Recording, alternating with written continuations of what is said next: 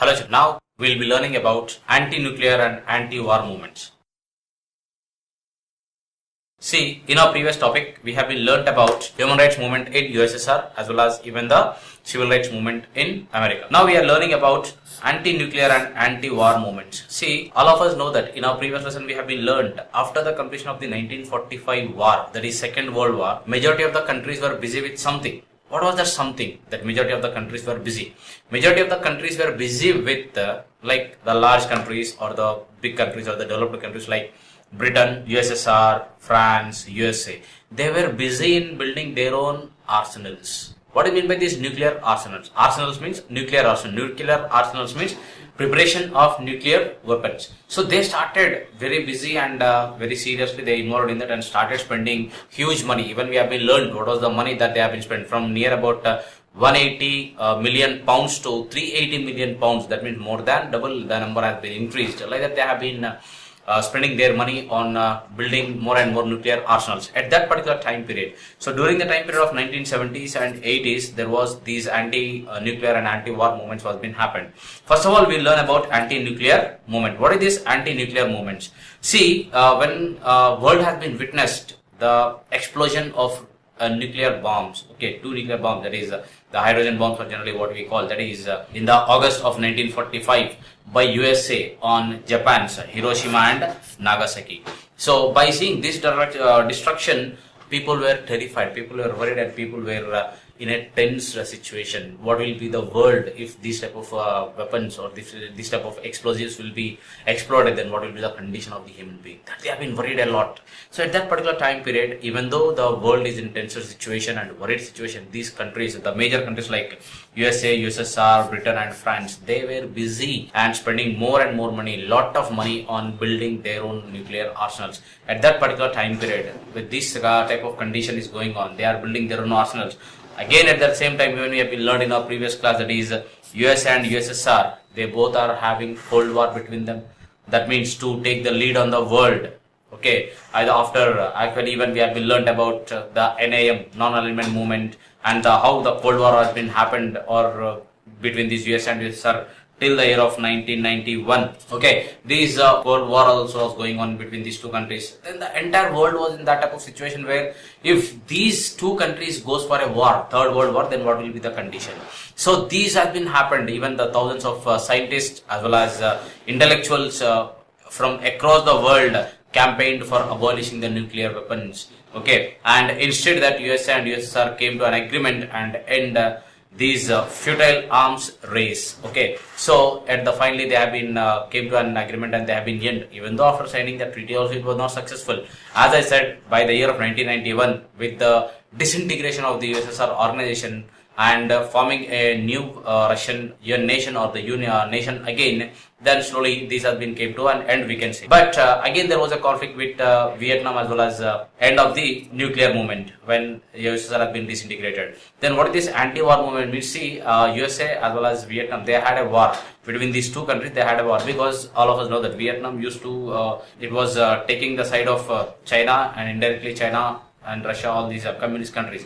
To stop these spread of communism, US had been had a war with Vietnam during their Vietnamese freedom struggle at that particular time period. So at that particular during that particular war, America war on Vietnam. Okay, and during that war, near about in that war, 8 lakhs to 30 lakh Vietnamese were killed, both civilians as well as even the military people.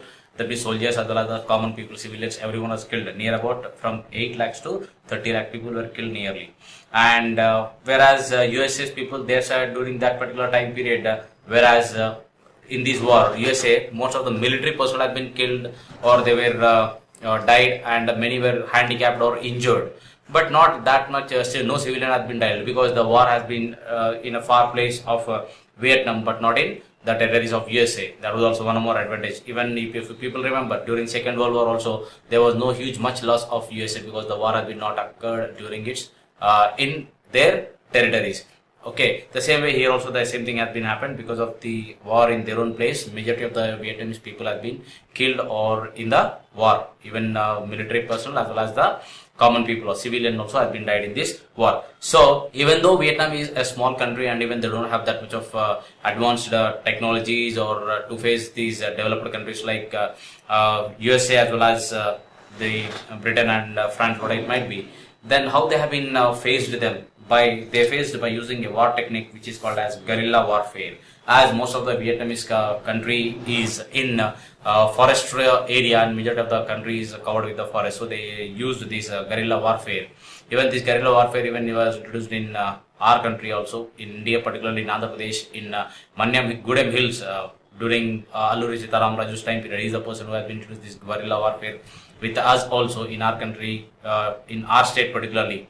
Okay, so like that, these guerrilla warfare they have been used and up to maximum extent they were successful. But during this war with Vietnam, even majority of the Americans were not happy, and most of the American soldiers have been came in the middle only during the war, because they felt that what is the use of fighting common people, okay, or ordinary people who doesn't have to do any harm to the Americans or to the America. They don't have anything to do any harm with this America. Like that during 1970s, majority of the American soldiers have been left, and even most of the people were not ready or not happy to send their children to the war front. Like that, even there also have been happened. Finally, when this movement has been started, this anti-war movement in USA by its own civilians, then the US government has been withdrawn and they stopped the war and they withdrawn their troops from Vietnam during the year of 1975. The 1975 is the year when the war has been stopped and Vietnam is been withdrawn its troops from Vietnam. So these are the one of the things, and during this particular time period, the end of the war has been completed as more and more countries competed with each other in the like preparing more and more weapons. They started competing with one of the countries and they started a race in making more and more weapons, nuclear weapons. At that particular time period, companies which produced these arms, they were called as military industrial complex. Even at that time, even the countries also have been created a type of complex situation, complex fear among the citizens, so that they will pay more and more tax and that more and more money can be spent for these weapons. Because if the countries have been saying that we may experience a war, that country may attack us, this country may attack us, so we need to build the weapons, we need to be stronger enough to defend ourselves and to protect ourselves, to protect our territory. When these governments say this type of wars, then even the taxpayers also not worried that much, and even they also paid more and more tax. Even though majority of the people face lot many problems, then too they have been paid taxes so that the country can have more and more weapons to defend themselves. That they felt, and even that also has been done. Finally, governments have been, majority of the countries and majority of the organizations have been started nuclear movement. Then at that particular time period, these two countries, USA and USSR, the main competitors, because between these two countries only there was a Cold War going on. So these two main competitors has been came and they had for discussions. They have been came that what we call as nuclear arsenal strategic arms limitation talks, what we call as SALT. Okay, in simple words, it is called as SALT. Okay, it is called as SALT, strategic arms limitation talks. Okay, SALT has been formed. This is in the year of 1991. They came for these discussions and they had a talk. Sorry, before that itself they had a talk. And in the year of 1991, they have been started one more treaty. A agreement has been signed that is called as START. Okay, this is called as strategic. Okay, then arms reduction treaty. Strategic Arms Reduction Treaty, which is called as START. SALT and START. These are the two type of agreements which have been introduced, and finally by the year of 1991 they have been came up with this, and it has been completed in the year of 2001. Finally, by the last of the year 2001, they have been kept to an end, and near about 80% of all these strategic weapons, nuclear weapons, the other existing weapons, all they were completely almost they have been demolished them, and they have been stopped only up to the extent whatever they have been prepared. From that only they have been stopped, and Then the disintegration of USSR also has been happened during that particular time period of 1991-92, and a new country called Russia also has been came up, and almost for a long period which continued from 1945 to 1991, the long war which has been continued, Cold War which has continued between US and USSR, that also came to an end, and a counterfeit world has been created, and most of the during that particular time period only there was an accident in a nuclear arms factory in USSR at that particular time, Eastern Europe,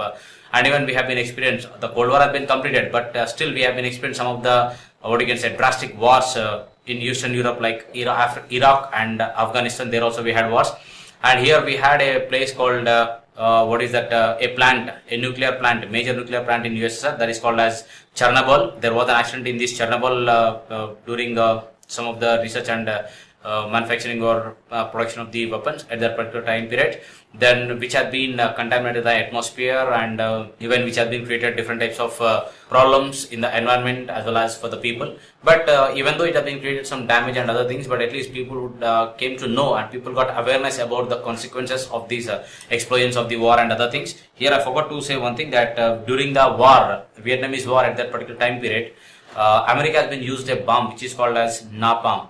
It is a chemical bomb, okay, liquid bombs. Americans have been utilized. These bombs are also on Vietnam to win the war and to destroy Vietnam and to take Vietnam into their control. So that I forgot one. So now I remember, and I have been explaining to people. Napalm, a chemical bomb. Like that, these are different types of situation have been happened. So after these, then there was a different types of movement, with the movement which we call as Greenpeace movement in Europe. What is that? Greenpeace movement in Europe. What is meant by this Greenpeace movement? It has been happened in Europe. Okay, what is this Greenpeace movement? See, the movement initially started in the year of 1971 against American underwater nuclear test. Okay, America has conducted a underwater nuclear test. So against that, okay, where they have been conducted? It has been conducted near Alaska. Near Alaska. So to against this movement, okay, few volunteers has been went in a boat to this particular place where they have been conducted these nuclear tests. America has conducted nuclear test in Alaska, underwater nuclear test. To there, some of the volunteers have been went to see that, and they named that ship, the ship in which they have been went. They named that ship as Greenpeace. So then afterwards, the same name has been went for this movement. Actually, at that time, it actually started as a small movement, but later on, it has been went into a big movement, and finally, now over 40 countries. Okay, when the movement has been took a shape, and now it is organized in more than 40 countries with its headquarters in Amsterdam. Amsterdam of Holland. Okay, headquarters of this Greenpeace movement. Okay, they have been started over there, and it is an important non-governmental organization.